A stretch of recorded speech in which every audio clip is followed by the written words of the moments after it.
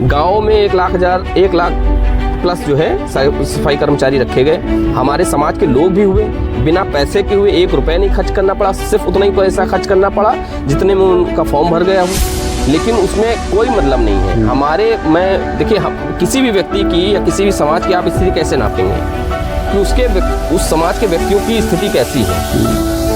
World level पर इस तरह के पार्क बनाए गए जी, हजारों लोगों को सीधा रोजगार दिया गया। उस बहन जी की सरकार के बाद आज की सरकार में 5 साल अखिलेश यादव जी की सरकार है, एक कार्यकाल इनका भी था, दूसरा ये चल रहा है, तो लगभग 12-13 साल हो गए, 10-12 साल। इस 12 साल के में एक नई जनरेशन तैयार होकर हमारे बीच आ गई है जी, जो क्वालिफाइड है। आज वो खाली हाथ घर पे बैठी या कहीं बेहद कम पैसों पे कहीं किसी तरह इधर उधर से काम कर रही है।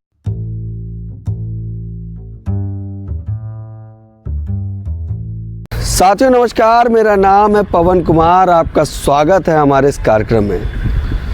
लगातार हम तमाम मुद्दों को सामने ला रहे थे।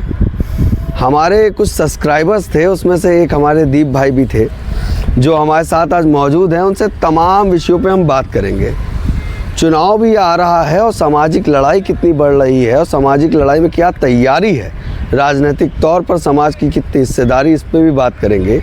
और क्या हो रहा है राजनीति में, क्योंकि इनके सोशल मीडिया प्लेटफॉर्म पे जाएंगे दीप कुमार वाल्मीकि जी की, तो तमाम सामाजिक जो SC ST OBC के और माइनॉरिटी के समाज के तमाम मुद्दे इनके फेसबुक पेज पे भी आप देख पाएंगे।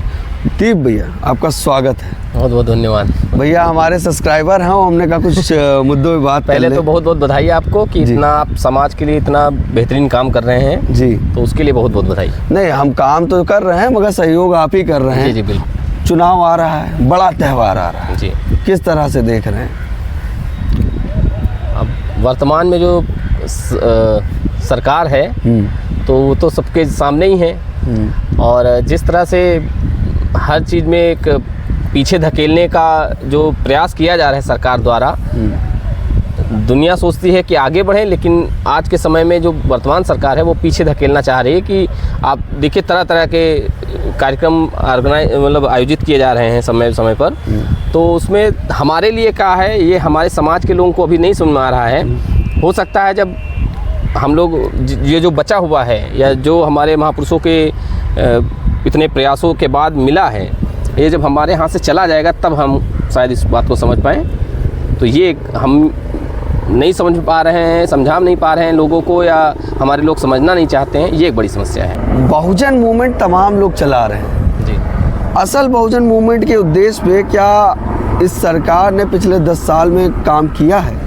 जी नहीं, बिल्कुल नहीं है। आप देखिए कि अगर सिर्फ जो है समाज के ही एकीकरण की बात की जाए या समाज की उन्नति की बात की जाए, तो अभी मौजूद मेरे पास आंकड़े तो नहीं हैं, लेकिन जितने भी कंपोनेंट प्लान के तहत हमारी बस्तियों के लिए, हमारे वर्ग के लोगों के लिए जिस तरह के सरकारी प्रावधान होते थे, आज उन पे कोई पूछने वाला नहीं है कि आपके हक के जो बजट का हिस्सा आता था वो आप आज कहाँ हैं, और आपके लोगों पे खर्च नहीं हो रहा, वो किसकी जेब में गया।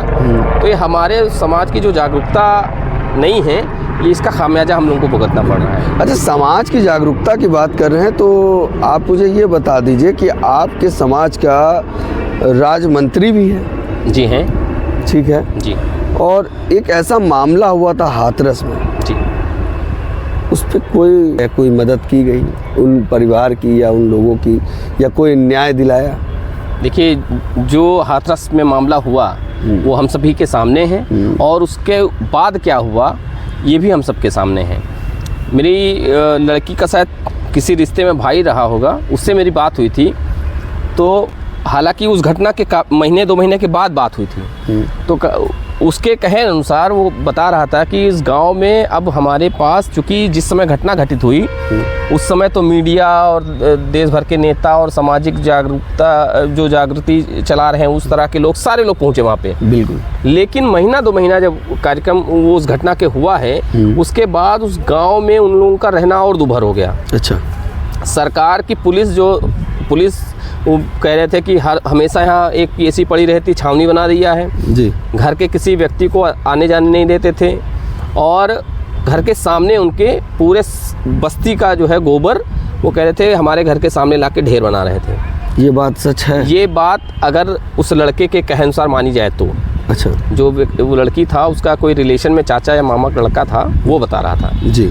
तो हमने जब इस बात को लेके उससे कहा कि आपके यहाँ जब प्रशासन के लोग आते हैं इस बात को कहते नहीं हैं आप, तो वो कह रहा था कि प्रशासन क्या करे, प्रशासन है सरकार के कंट्रोल में जी। और ये जो घटना हुई थी, अगर प्रशासन इतना ही सजग होता तो हमारे साथ इतनी बड़ी घटना घटित ना होती जी। लेकिन आप जिस बात को आपने कहा कि हमारे प्रतिनिधित्व भी करने वाले समाज के लोग हैं, आज जिसको कहा जाता कि आपको कोई टिकट नहीं देता था, मंत्री नहीं बनाता था, देखिए हमारी सरकार ने ये बना दिया, तो ये तो बनाया, तो उसमें एक व्यक्ति को बनाने से समाज का कहाँ भला हो रहा है, ये मैं आज तक नहीं समझ पाया। अच्छा, क्या एक बात पूछना था, जिन्हें राज्य मंत्री बनाया गया अनूप प्रधान जी, क्या उनसे मिलने गए थे? जी नहीं, मैं आज तक उनसे नहीं मिला हूँ। कई कार्यक्रमों में मुझे बोला गया कि आप फला कार्यक्रम है वहाँ चलिए मुलाकात हो जाएगी, तो हमें चूँकि मुझे लग रहा है या मुझे और भी समाज के मंत्री हैं इस सरकार में, तो मैं चूँकि विधायक और मंत्रियों के हालचाल जो अपने साथी हैं या जहीं कहीं बात से सुनने में आता है कि इस सरकार में मात्र 1-2 लोगों की सुनवाई है, क्योंकि मंत्रिमंडल जो बना है उसमें भी जो पावरफुल मिनिस्टर माने जाते हैं उनकी भी कोई नहीं चल रही है। अच्छा। वो सब या तो ऊपर के फ़ोन से होता है या 1-2 लोग इस मंत्रिमंडल में पूरे बाकायदा, बाकी अगर आप अलग हो जाएगा नहीं, आप हमारे एक उप मुख्यमंत्री के साथ किस तरह का सलूक हुआ है वो सबके सामने है, उसमें कुछ बताने की ज़रूरत नहीं है। तो हम लोगों को समझना चाहिए कि हमारे हक अधिकार की बात कौन कर रहा है या सिर्फ हमको जो एक राजनीतिक तौर पर इस्तेमाल कर रहा है।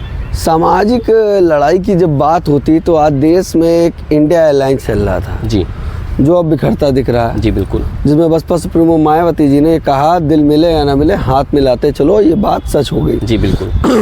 अभी 12 तक के एक और निर्णय आना है जी कि बिहार में जी तय करना है, तो नीतीश जी के 12 विधायक विलुप्त हैं। जी जी, वो मिल नहीं रहे हैं। जी। खैर, पंजाब एक ऐसा राज्य है जी जहाँ पे 2001 के अकॉर्डिंग अगर जो मुझे जानकारी 11.21% जहाँ तक जी जी इस वाल्मीकि समाज की एक संख्या बताई जा रही है। बिल्कुल। क्या वहाँ पे वाल्मीकि समाज को कोई सहयोग या कोई नेता मिल पा रहा अभी तक? क्या केजरीवाल जी ने कुछ ऐसा किया? देखिए, मैं वही कह रहा हूँ कि इस देश की जब बात आती है, इस देश की राजनीतिक सत्ता के लिए या सामाजिक जो व्यवस्था उसमें अपनी हिस्सेदारी के लिए, तो इस देश में सिर्फ 2 एक वर्ग हैं जो एक दूसरे के अपोजिट खड़े हैं। एक तो है ब्राह्मणवाद और दूसरा है अम्बेडकरवाद। जी।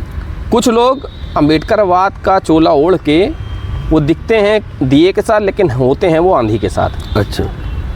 जैसे आपने पंजाब का जिक्र किया, पंजाब में आप बड़ी मतलब एक अनोखी बात हुई है जिस पे मुझे लगता है कि मीडिया का भी उस तरफ ध्यान नहीं गया कि एक छोटी सी पार्टी जी, जिसका कोई अस्तित्व नहीं था मतलब आने वाले 10 साल पहले, वो आज कहाँ पे है, और जो अस्तित्व में थी जो पार्टियाँ, उन पार्टियों के साथ क्या असर हो रहा है, ये हमारे समाज के लोगों को, हमारे वर्ग के लोगों को सोचना चाहिए।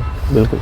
कि किस तरह से एक अन्ना आंदोलन के द्वारा निकली हुई पार्टी सिर्फ दिल्ली में पहले इस्टेब्लिश होती है और दिल्ली के बाद पंजाब में फुल मेजॉरिटी एक चुनाव के बाद आ जाती है। एक चुनाव पहले तक उसका एक विधायक नहीं होता है और एक चुनाव के बाद जो है फुल मेजॉरिटी से सरकार बन जाती है। दूसरी तरफ गोवा में एक बड़ी पार्टी बनती है, गुजरात में भी जाके लड़ते हैं। तो हमारे लोगों को सोचना चाहिए कि क्या ऐसा है उस पार्टी के पास जो इतना कुछ वो अचीव कर रहे हैं। ये हमारे लोगों को सोचना चाहिए कि वो क्या आंधी के खिलाफ हैं, आंधी के समर्थन में हैं। वो दिखते हैं हवा के साथ, मतलब दिए के साथ, लेकिन हैं वो आंधी के साथ। जिस तरह से इस बात को मतलब ये एक अपोनेंट बनी और आज जिस तरह से दिखाया जा रहा है कि वो बीजेपी से लड़ रही हैं और बीजेपी के खिलाफ हैं, मुझे तो ऐसा नहीं दिख रहा है कि कहीं से वो बीजेपी के खिलाफ दिख रहे हों। भाई, जिस व्यवस्था की बात आम आदमी पार्टी कहता है, जी बिल्कुल, जिस उन्होंने बाबा साहब के और भगत सिंह के जो है अपने आदर्श माने हैं, लेकिन उनके किन आदर्शों पे चल रही है वो पार्टी आज तक, अगर कोई मुझे मिलेगा तो मैं ज़रूर उनसे सवाल करूंगा कि कौन से आदर्श पूरे किए हैं। खैर वो राजनीति है, अपना करते रहें, लेकिन मेरा सवाल अपने समाज के लोगों से ज़रूर है कि ऐसे लोगों पर एक बारीक नज़र ज़रूर रखिए जो इस बात को समझते हैं कि इतने कम समय में देश के अंदर कौन सी ऐसी राजनीतिक पार्टी है जो 2 राज्यों में अपने मुख्यमंत्री बना ली है और कई राज्यों में उसका दखल है अच्छी तरह, और 2 राज्यों में जहां मुख्यमंत्री बनाई है वहां पे आपके समाज की संख्या बड़ी बहुत है। उसका यूज़ मैं वही कह रहा हूँ कि जैसे आम आदमी पार्टी जब बनी तो ज़रूर से उनके बीच में चर्चा हुई होगी कि इस पार्टी का सिंबल क्या रखा जाए। क्या सोच के उन्होंने झाड़ू चुना, इसके पीछे एक तर्क हो सकता है कि क्या सोच के उन्होंने झाड़ू चुना। जिस बात को आप कह रहे हैं कि इन दोनों स्टेट में हमारी पार्टी, जो हमारे वर्ग के लोग हैं, हमारे समाज के लोग हैं, उस समाज के लोग अभी तक किस पार्टी के साथ थे, कैसे उनको झाड़ू के नाम पे बहलाया गया और अपनी एक स्थिति मजबूत की। लेकिन भागीदारी के नाम पे बात की जाए तो पहले कार्यकाल में ज़रूर जो है राखी बिरलान और संदीप वाल्मीकि जैसे लोग उस मंत्रिमंडल में शामिल हुए, लेकिन आज पंजाब में और दिल्ली में हमारी क्या स्थिति है ये कोई पूछने वाला नहीं है। बिल्कुल। लेकिन यहाँ पे मैं कहूँगा कि अगर सवाल करना है तो सबसे सीधा जो टारगेट होता है वो बसपा होती है जी। किसी भी पार्टी का कहीं भी अगर कोई नाम जिक्र आता है लोग बसपा को डिनाई भी कर देते, कह रहे हैं अब तो कुछ नहीं रह गया है। लेकिन आप देखेंगे कि जैसे आपने इंडिया गठबंधन की बात की, बहन जी दूरदर्शी नेता हैं और उनको पता था कि ये सारे मेंढक हैं, एक बड़ी मुश्किल से ये लोग एक तराजू में आएंगे, एक बर्तन में आएंगे। और बहन जी की दूरदर्शिता देखिए कि 15 जनवरी को उन्होंने कहा था, तो 15 जनवरी के बाद वो 4-5 दिन पूरा मीडियम चलता रहा कि भाजपा को फ़ायदा पहुंचाने के लिए इस तरह करें, भाजपा की बी टीम है। लेकिन भाजपा की बी टीम कौन है ये तो अब ये कोई पूछता नहीं है, लोग जानबूझ के इग्नोर कर रहे हैं। आप इग्नोर पता नहीं क्यों कर रहे हैं, क्योंकि लगातार जयंत चौधरी भी अब भारत बिहार में देख लीजिए को मिलने लगा, नीतीश जी चले गए, कर्पूरी ठाकुर जी हो गए उधर, केजरीवाल ने अलग घोषणा कर दी, ममता बनर्जी ने अलग घोषणा कर दी, नीतीश कुमार ने पाला बदल लिया, जयंत चौधरी पाला बदलने के तैयार खड़े हैं। हमको लगता है अखिलेश भी भाग जाएंगे, मुझे लगता है। तो अब जाहिर सी बात है, उनके जो साथी थे जिनके ऊपर वो गारंटी दे रहे थे, बिल्कुल वो लोगों को भ्रमित कर रहे थे कि ये गारंटी वो गारंटी, और मायावती जी के ऊपर कोई गारंटी नहीं। तो अब इन्होंने इसकी गारंटी की भी कोई बात नहीं कही। बिल्कुल। और इनके साथ होने के बाद ये चलिए सब चलो मान लेते हैं कांग्रेस के साथ आप सीट नहीं बनी, मगर आपने जयंत चौधरी जी को 7 सीटें दी जी, और वहाँ भाजपा 4 दे रही है। देखिए इसमें जो है आपने जो कहा कि अभी तक जैसे उत्तर प्रदेश की जब बात आती थी तो अखिलेश यादव अपने आप को कांग्रेस पार्टी से ऊपर रखना चाहते थे बड़ी भूमिका में जी।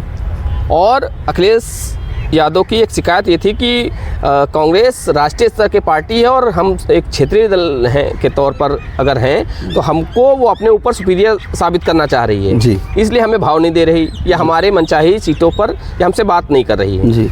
लेकिन अखिलेश यादव वहीं पे जो है उसी सोच को जो कांग्रेस सोच रखती है वही सोच जयंत चौधरी के साथ रखते हैं।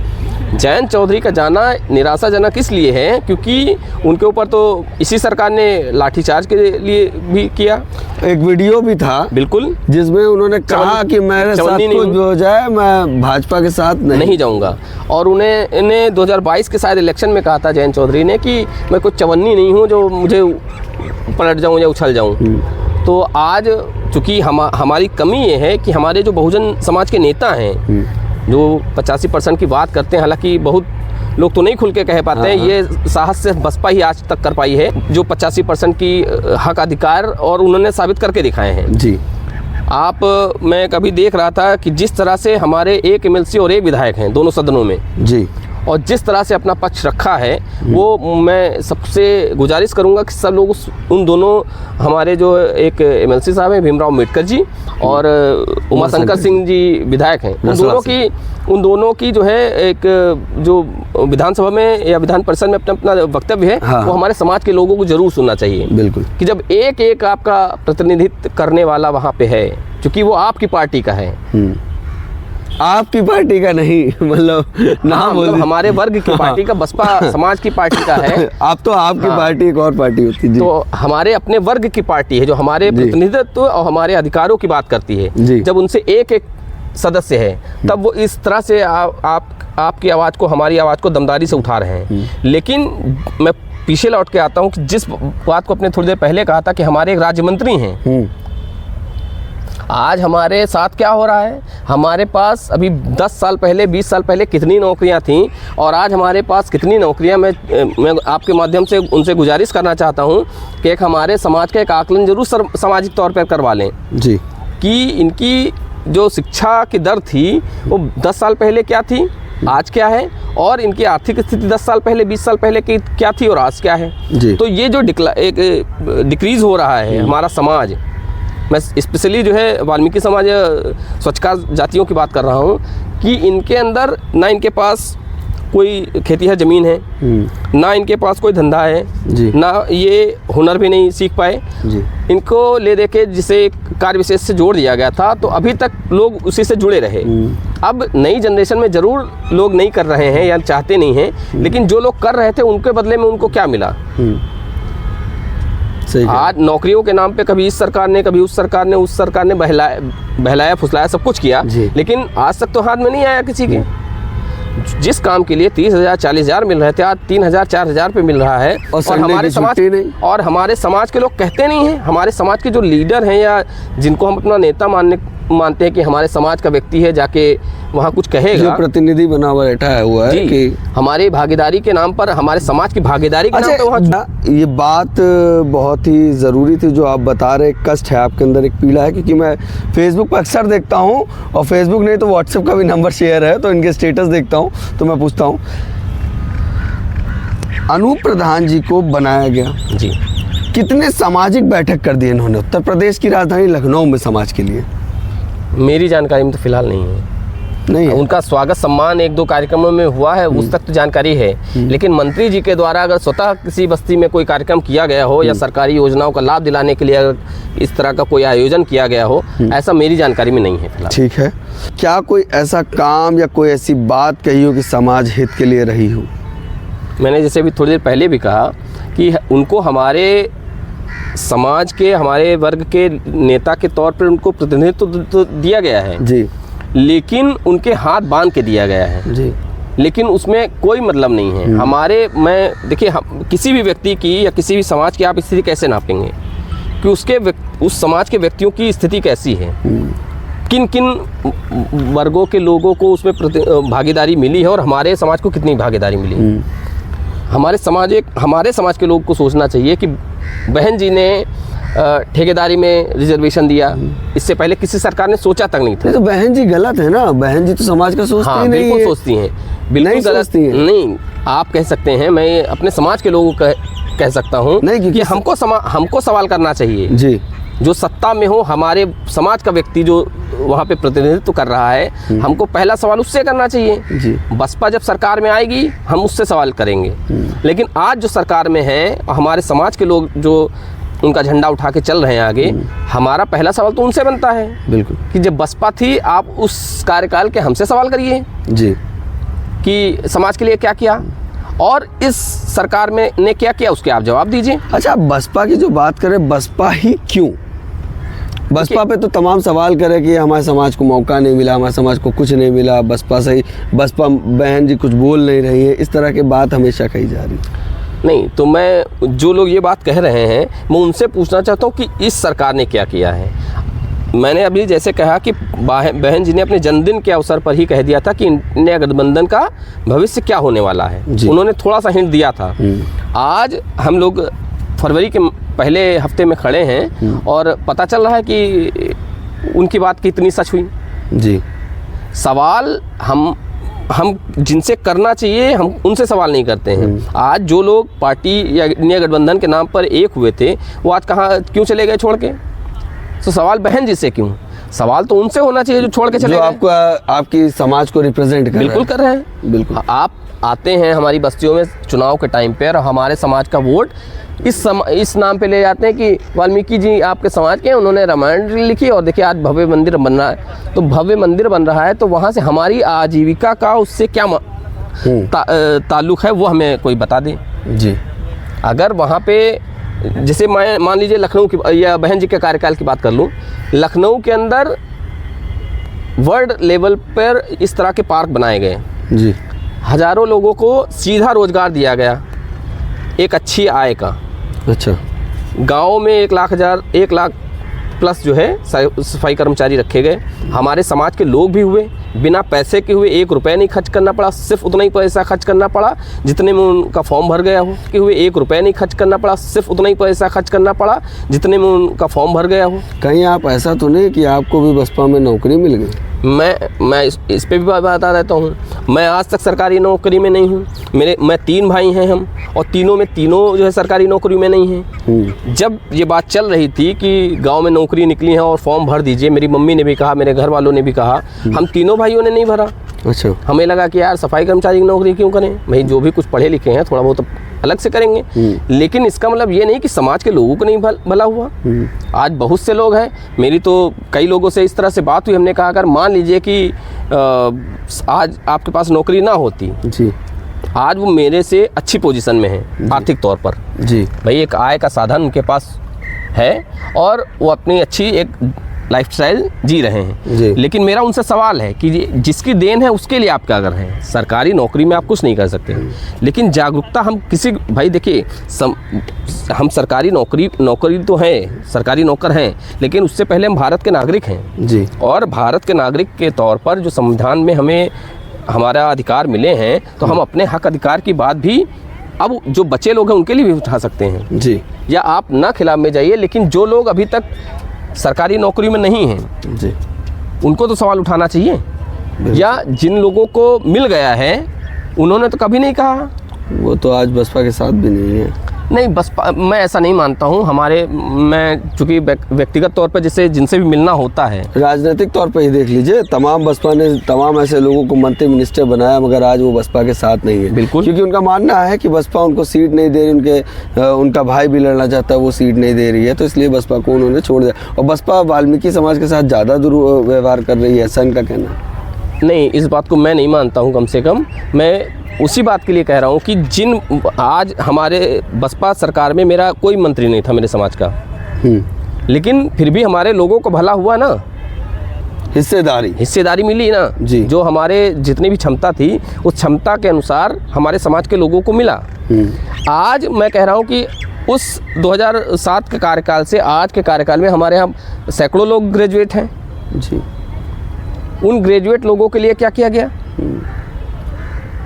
बहन जी के कार्यकाल में इतनी लोग शिक्षित नहीं थे, लेकिन बहन जी की सरकार के बाद आज की सरकार में 5 साल अखिलेश यादव जी के सरकार है, एक कार्यकाल इनका भी था, दूसरा ये चल रहा है, तो लगभग 12-13 साल हो गए, 10-12 साल। इस 12 साल के में एक नई जनरेशन तैयार होकर हमारे बीच आ गई है जी, जो क्वालिफाइड है। आज वो खाली हाथ घर पे बैठी या कहीं बेहद कम पैसों पे कहीं किसी तरह इधर उधर से काम कर रही है जी। तो अगर मैं तो इस बात के लिए इस तरह से कहूँगा कि अगर आज हमारी सरकार होती, अगर आज बसपा सरकार होती, तो मुझे ज़रूर विश्वास है कि जब बहन जी की ये सोच थी कि जो लोग निरक्षर थे, जो लोग पढ़े लिखे नहीं थे, उनके लिए जब सफाई कर्मचारी की नौकरी निकाल के उनके लिए व्यवस्था की, तो आज अगर सरकार होती तो हमारी बहन जी अगर होती तो मुझे ये पूरा पक्का विश्वास है कि आज अगर होती तो शायद समाज के इस वर्ग के लिए जो पढ़ा लिखा वर्ग आया है हमारे बीच में, इसके लिए ज़रूर कुछ काम होता। दीप भाई ने जो बात कही मैं आपको थोड़ा सा बताऊंगा। दीप जी का कहना था कि एक संख्या बल होती है, एक पॉपुलेशन होती है, शिक्षा दर जो कमी थी उस हिसाब से, उस विहाव से, क्योंकि इसमें ज़्यादातर जो व्यक्ति थे वो पढ़े लिखे नहीं थे, ज़्यादा से ज़्यादा हाई स्कूल या इंटर थे, जिसमें पेशे में नौकरी मिलना मुश्किल था। मगर एक समाज की जो संख्या थी, जो एज गैप, मतलब जो एज था, जो एल्डर एज थी, उसमें ज़्यादातर इस प्रोफेशन से लोग काम कर रहे थे, तो उस हिसाब से बसपा ने उस समय इनको नौकरी दी कि इनकी आने वाली जनरेशन ना ये काम करे और वो पढ़ लिख कर आगे बढ़े। हम अम्बेडकर पार्क में मौजूद हैं, इसके पीछे ही SC/ST बच्चों के लिए भागीदारी भवन भी बना हुआ है, जहाँ पे बच्चे पढ़ सकते हैं। इस विषय पर कुछ बताएंगे? हाँ जी, भागीदारी भवन की बात है। आज जो है भागीदारी भवन मैं इसीलिए कह रहा हूँ कि बहन जी की सोच, मतलब अभी जो मौजूद जो लोग हैं, मौजूदा समय में जो हमारे समाज के व्यक्ति हों या किसी अन्य पार्टी के लोग हों, उनकी सोच से बहन जी की सोच का कोई तालमेल नहीं है। अच्छा। बहन जी की सोच बहुत दूर तक की जाती है। जी। छोटा सा उदाहरण भी इस गठबंधन को, इंडिया गठबंधन को लेके सामने आ गया आपके। जी। इसी तरह की और भी प्रॉब्लम है। भागीदारी भवन जब बनाया गया था तो उसमें जाति विशेष के लिए नहीं था, जी। वो पूरी कम्युनिटी के लिए था। और उसमें ऐसा नहीं कि लोग फ़ायदा नहीं उठाएं। जी। आज इस भागीदारी भवन बनने के बाद मुझे लगता है सैकड़ों नहीं हज़ारों लोग अपने अपने मुकाम पर पहुँचे हैं हर साल हर। और उस मुकाम पे पहुँचने वालों से मेरी एक थोड़ा रहता है एक कि बहुत ऐसे व्यक्ति हैं कि उस मुकाम पर पहुंचने के बाद वो समाज की तरफ पलट के नहीं देखते हैं। जो बाबा साहब का कथन था कि पढ़े लिखे लोग हमारे साथ हमारे बस्तियों में वापस नहीं आते हैं और पलट के नहीं देखते हैं कि समाज किस कंडीशन में जी रहा है। वो अपने आप को तो देखते हैं अपने कि हम इस बस्ती से निकल के आए हैं, हम अपने बल पे आए हैं। तो मेरा उन सबसे भी एक निवेदन है कि आप सब लोग जब अपने अपने पोजीशन पे आ जाएं, अपने अगर जो हमारे महापुरुषों के मतलब देन है, तो आप अपने समाज के वापस थोड़ा बहुत ज़रूर कंट्रीब्यूट करें जैसे भी। ठीक है, अब आगे की भी बात करेंगे, कुछ और भी बसपा के जो खास राज हैं वो भी इनसे जानेंगे। पहले मैं बता दूं, दीप जी किसी पार्टी से नहीं जुड़े हुए हैं, बस एक सामाजिक कार्यकर्ता हैं, सामाजिक विचारों पे बात करते हैं। आप इनकी सोशल मीडिया पे भी देख सकते हैं। इनकी एक अपनी ओपिनियन है, अपनी सोच है जिस पे ये बात आज हमारे साथ कर रहे हैं। और सबसे इम्पोर्टेंट चीज़, हमारे सब्सक्राइबर भी हैं और हमें देखते हैं, उसके लिए शुक्रिया। अब अगले वीडियो का आप इंतज़ार करिए, उस पर कई और राज और कई और अहम बातें आपके सामने आने वाली हैं।